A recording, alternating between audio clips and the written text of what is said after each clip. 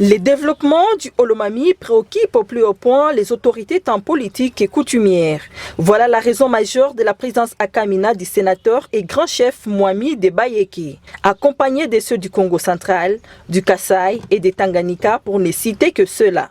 Aussitôt arrivée, cette délégation conduite par les ministres provinciaux de l'Intérieur a été reçue en audience par la gouverneure Yumba Kalenga Mushimbi Isabelle.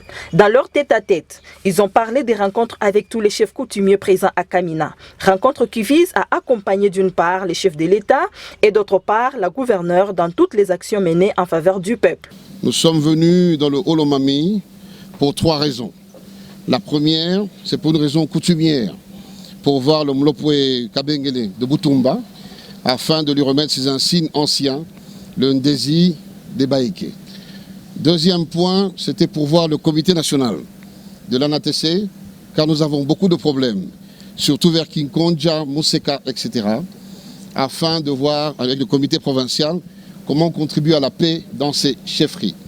Et troisième point, en tant que sénateur, comment on peut contribuer au développement de la province. À la même occasion, les sénateurs et grand chef Mwami de Bayeke a invité la population à soutenir l'autorité provinciale Isabelle Kalenga. Autorité provinciale pour la paix, afin d'aller vers le développement et que nous puissions surtout réussir les grands défis. Le Olomami dans le Grand Katanga est vraiment en retard.